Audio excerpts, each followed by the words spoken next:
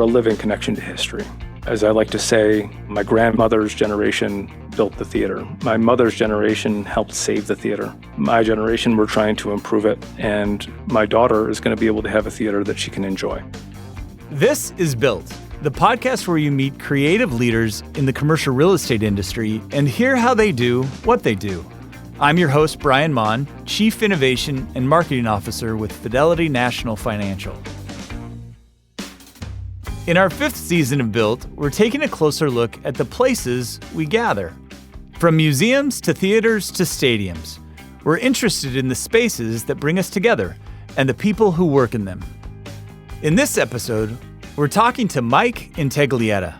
He's the Central New York-based Executive Director of the Syracuse Area Landmark Theater, which is a historic theater in downtown Syracuse.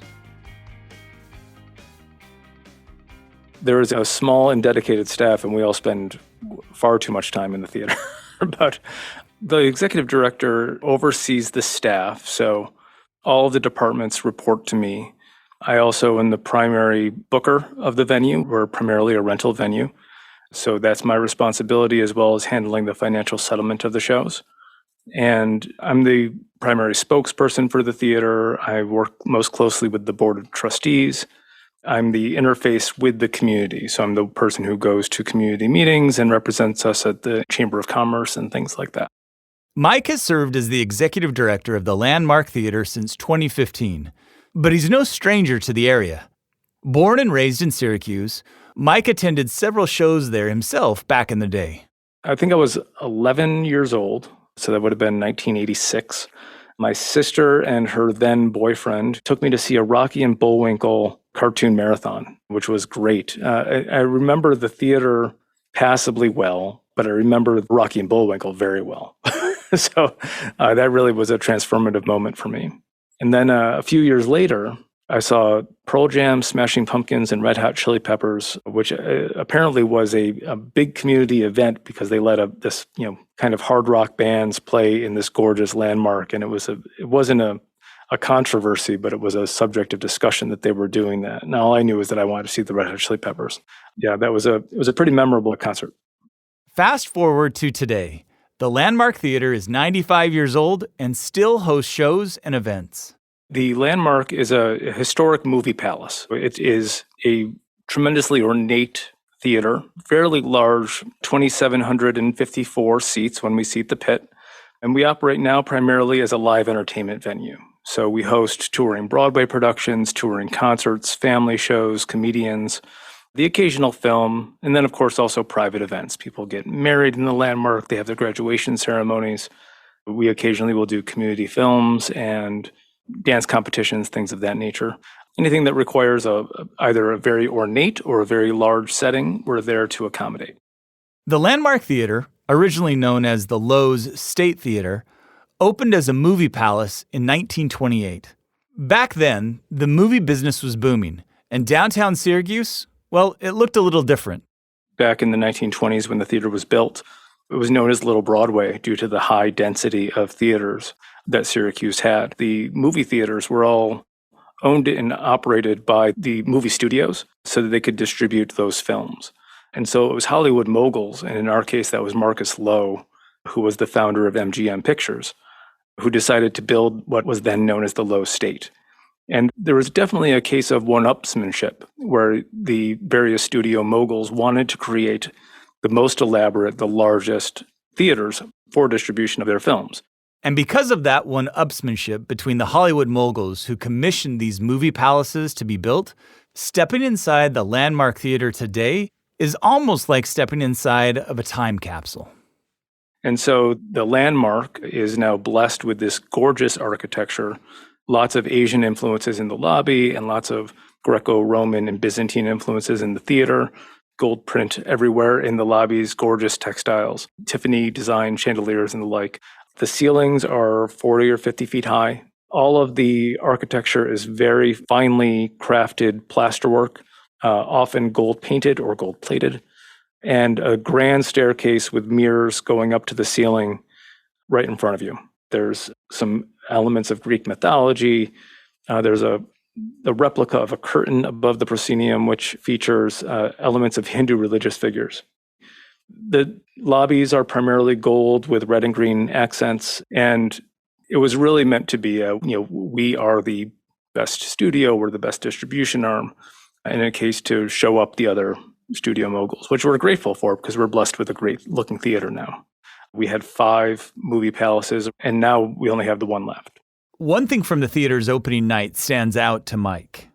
Even from its initiation, that opening night on February 18th, 1928, there was a handbill given out to people who attended.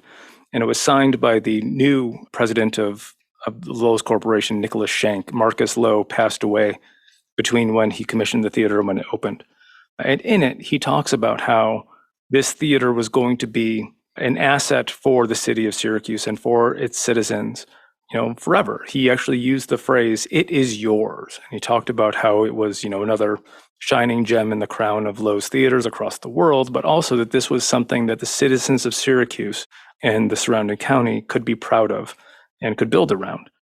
If you take me back to its first opening back in 1928, what would have been the scene that we could have dropped into? So I think, first of all, you have to imagine that Salina Street, which is still a busy commercial street for us, was dotted with theatrical marquees and blade signs for not just the theaters, but also the stores. Shoe stores would have blade signs. And when you entered the theater, there would be uniformed ushers. It was an event to go out to the movies, but it was an affordable event. We had, at the time, they would be greeted by a string quartet in what is known as the Musicians Gallery, playing above the main entrance of the theater. It was a place to get away from your struggles, especially during World War II and the Great Depression. It was a place of escape. It was also one of the few places that had air conditioning, which was great during the summer.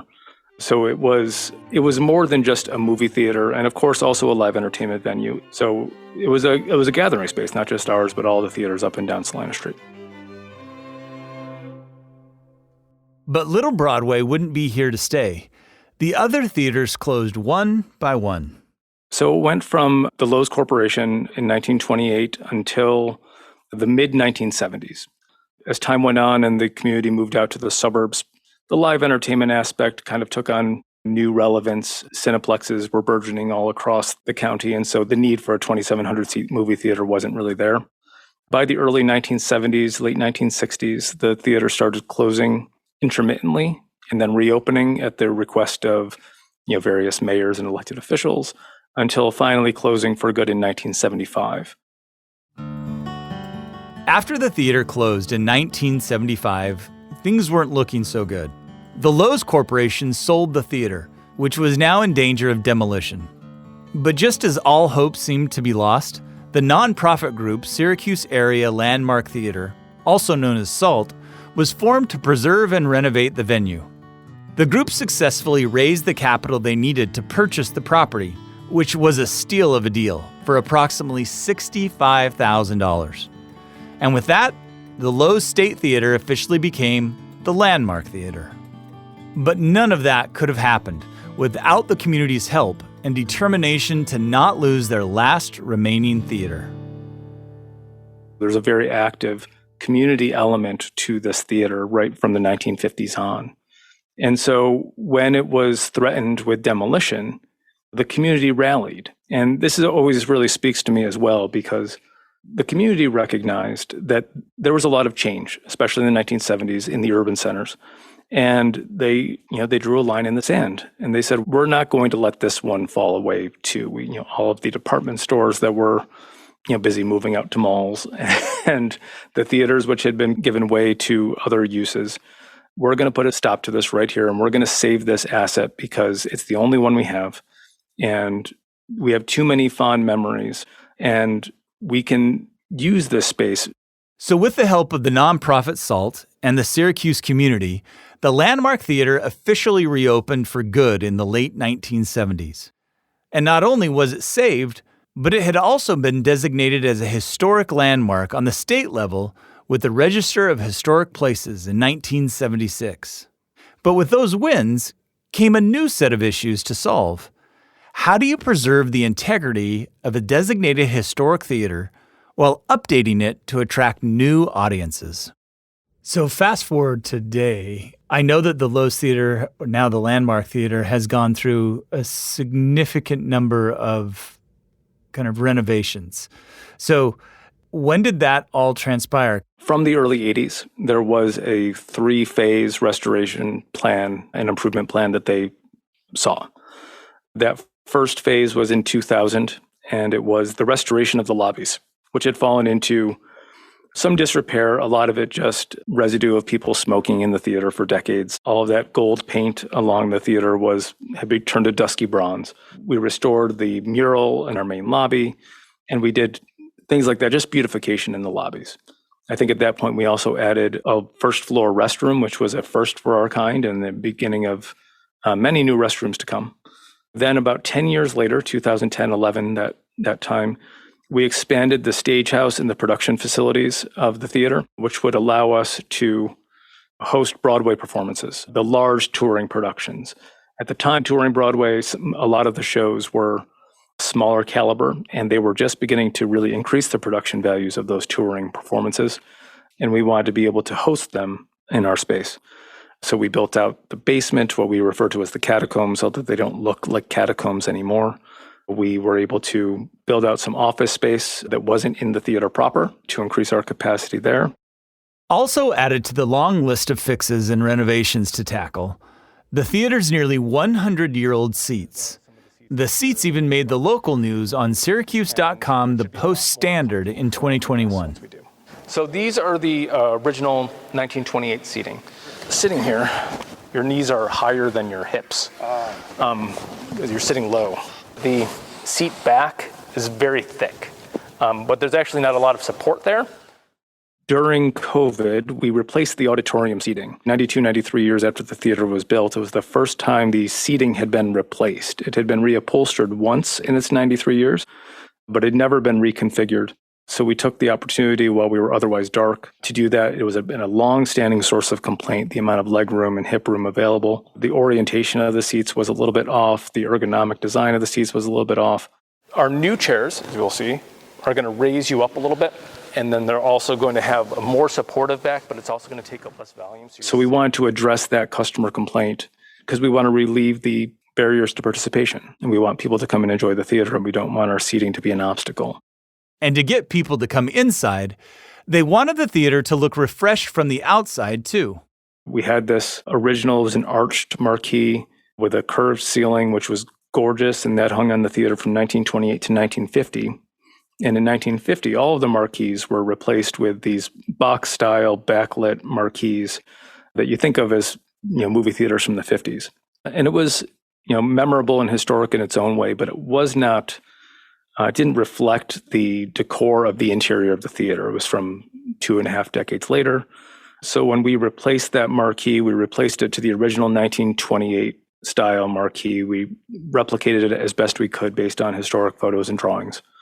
But it really, really changed the look of Salina Street. So we're grateful for that. The new marquee went up in 2021 and serves as a reminder to the community who helped save the landmark that it's theirs. But as a designated historic building, I wondered about how all those renovations came together and what the impact of those changes have been on the productions and the audiences.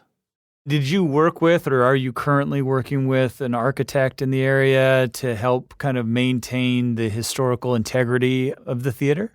Yes, we work with Holmes King Colquist, and there are 2 architects, Jamie Williams and Ben Larson. Ben Larson is currently on our board.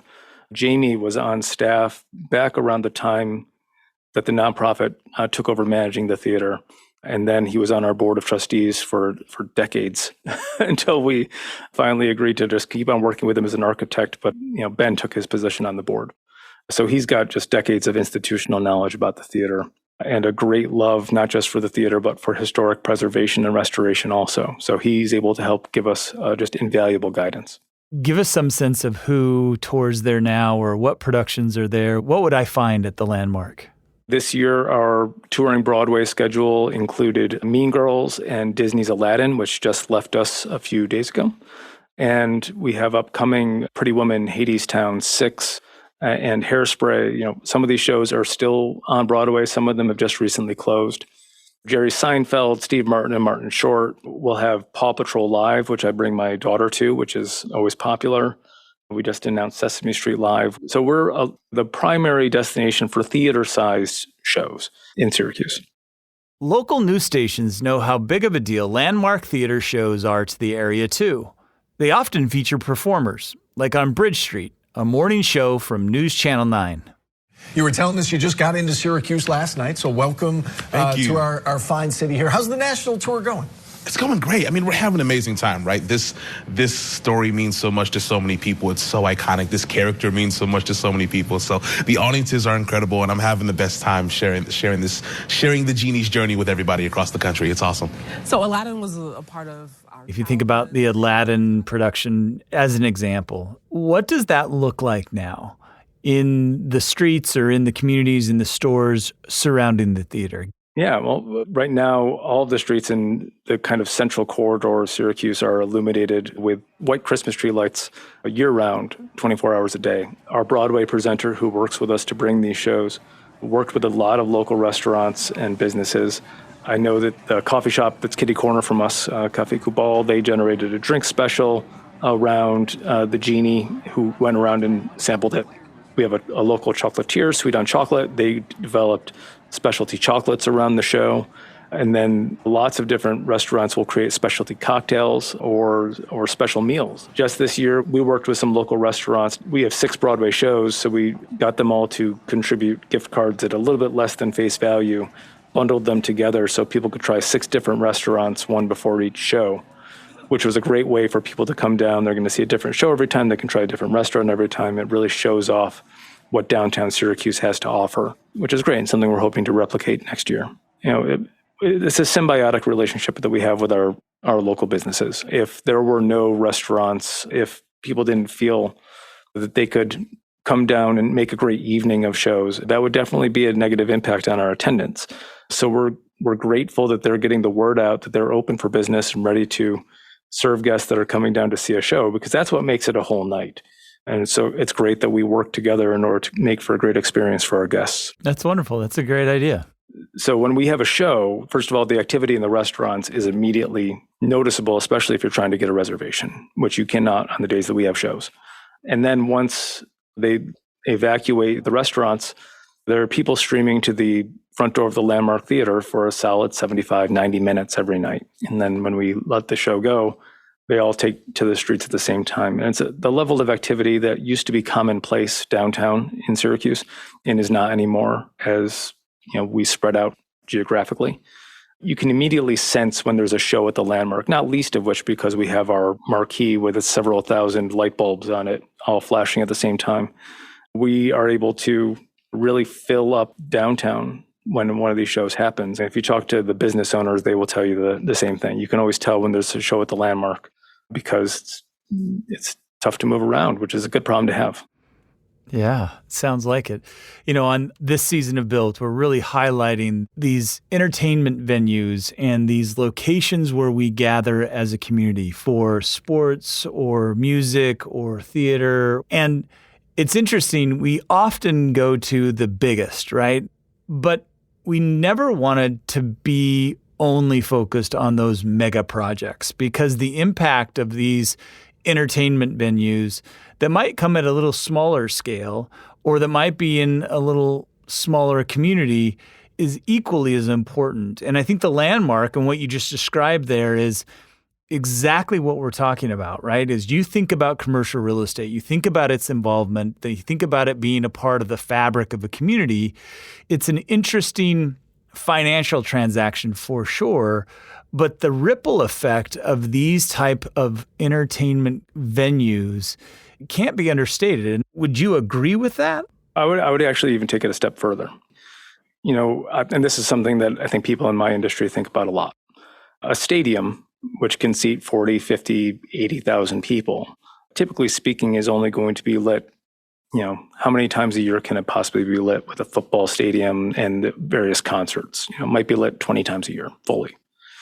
And when they're full, the spillover effect is going to affect everyone in the city, right? It's going to, maybe even the surrounding counties with the hotels and whatnot. You don't have that kind of big immediate impact with a venue the size of the Landmark. We will fill downtown and maybe some other areas in the city, but not the surrounding areas. But we'll do it 8 times a week. The kind of investment in the arts and arts venues has effects at different scales, but also at different frequencies. And I do not want people to lose sight of those, the mid-sized and smaller venues, because we can generate economic activity in ways that stadiums can't always do, more frequently. Sure. So, this run that we recently completed, we had, 8 shows in 5 days, which is fantastic. And it generated a considerable amount of business on each of those 5 days for all of our neighbors. All right. So today, how is the Landmark funded, operated? How are you able to handle these different renovations? Just tell me a little bit about the financial fundraising that goes on. How does that operate? Yeah, so we're obviously very blessed to be able to earn a great deal of our operating income. Roughly 95 to 100% of our operating expenses are covered by earned income. We do receive operating support from the County of Onondaga and CNY Arts, which is our regional arts council. And this year, we just received our contract for operating support from the state of New York for the first time, which was very welcome indeed. And that's going to allow us to increase our maintenance cadence, get to some of the small scale restoration projects and whatnot. We do have a very valued, dedicated group of donors, individual donors and foundations who help support the theater. Primarily what we try to do, especially with gifts of a certain size, is dedicate them to these capital improvement projects. We can cover our operating costs through what we earn, but we would never be able to earn our way to these large-scale capital improvements without, state support, very generous support from donors. We still have about $4.5 million worth of projects that we want to accomplish in the next 4 years. So we're, working hard to go secure that so we can land this restoration before our centennial in 2028. So if all things work to your advantage and you get the funding, you get the projects completed, what's one of the major projects that will be done by that centennial celebration? Let's see. I think we have 5 projects left on our list. We have our basement area, which requires some refurbishment. We want to replace the auditorium chiller. We want to get new doors on the facility, which is one of those things that's shockingly expensive and will allow us to secure the facility a little bit better. And then the big item is the restoration of the auditorium. That's 3 summers worth of work. We don't want to shut down the theater for a year again, like we did back during the Stagehouse expansion, because we've got too much momentum. Right. So we want to make sure to keep that going. And that's the goal from the time the Lowe's was saved, was to restore the auditorium to its original 1928 luster. So at that point, I will take a nap because it's going to be a lot of work to get there. So 2028, we turn to 100. What's next for the Landmark? What do you envision? How long does this venue last?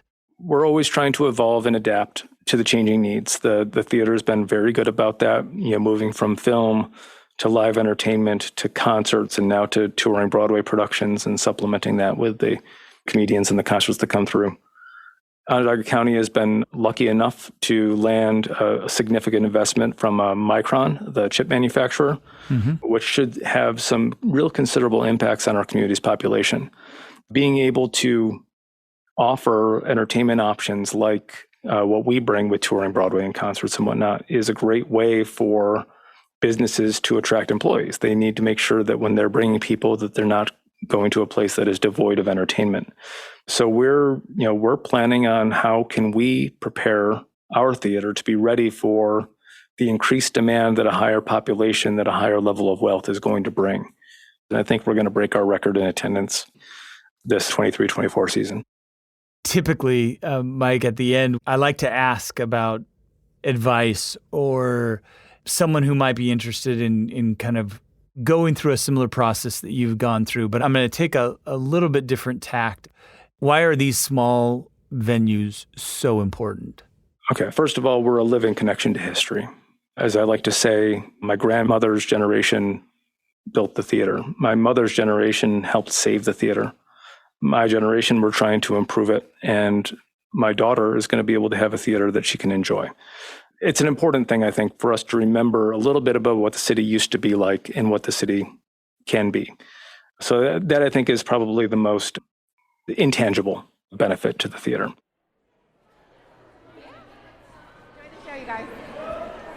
One thing that we can do that not a lot of other places can, when we get a big touring Broadway show, when we have a Aladdin come through, or Wicked or Hamilton, it's able to create a common touch point for the community in a way that really only, for example, a great Syracuse basketball tournament run can do, right? For a week or 2 weeks, 2.5 weeks, conversations steer towards this entertainment that we're bringing. To have a cultural touch point like we can provide when we have these big shows is welcome. There's not anything quite like having a great number of people experience the same theater and be able to speak about it, or the same artistic exhibition and be able to speak about it as a community. So that's something that we can provide. Okay, you guys are in aisle 4, so you're going to be the second door on your right past the merch table. Perfect, thank you. Yes, of course. Enjoy the show, you guys. And then, of course, there is the economic activity. We estimate that the landmark generates about $9.5 to $10 million in economic activity every year between what audiences spend in our neighboring venues, neighboring restaurants, hotels, gas stations, things like that, retail stores. There's what we spend in the community, mostly going towards local labor, towards our local security companies, et cetera. And then there's the investment that our shows bring, right? When they come and they put up people in hotels and restaurants and the like. So it's about $9.5 million for a theater like ours, which gets, this year we're going to get $400,000 in public support, which I think is a great return on investment for any community. That's fantastic. When is Taylor Swift scheduled to come? Unfortunately, I think we'd have to have a 3-week residency for Taylor Swift. So we'll work on it. That's wonderful. I mean, with having a 100-year-old facility, I would imagine there's some probably highlights or lore or interesting stories that we should all be aware of. Oh, gosh. So few of them are for public consumption. Let's see. My personal favorite story was we had David Byrne, who had been in the theater back during his time as the frontman for the Talking Heads. And I don't know if he had been here in the interim, but he came to visit with his American Utopia tour. And it was a great show. One of my favorites. I'm a big Talking Heads fan, a big David Byrne fan. And then after the show, there's a period where we're trying to gently let people know it's time to go home. They can't hang out in the lobbies forever. And we have some organs up in the musicians gallery, and I hear someone start playing it, and I turn around to yell at them, and I see the shock of white hair, and I realize that David Byrne is finding a tune on the organ. I obviously can't yell at him for that. And then one of his bandmates starts tuning up the other organ. Now, these organs haven't been tuned in decades, right? But they start having a little jam session up there for the 15 people left in the lobbies. That was pretty memorable. It's the type of thing that only happens in small theaters. That's not a type of thing that you get in a stadium. Right. Oh, that's a great story. I like that a lot. Are you planning to be in Syracuse for the foreseeable future? Are you a lifer? Yeah, this is hopefully going to be my last job if the theater will have me and if it doesn't kill me. It can be quite stressful, but everyone that works at the theater has a passion for it. We love bringing people together. I love bringing people together. I'm going to keep on making sure that this theater is prepared for the coming generations. We want this to live for at least another 100 years and hopefully more. Perfect. Hey, Mike, thank you. This has been wonderful. Well, thanks for having me. Thanks for tuning in to Season 5 of Built. We have more great stories coming up, with our next one in 2 weeks. And if you missed the first 4 seasons, go listen. You can find all Built episodes wherever you get your podcasts.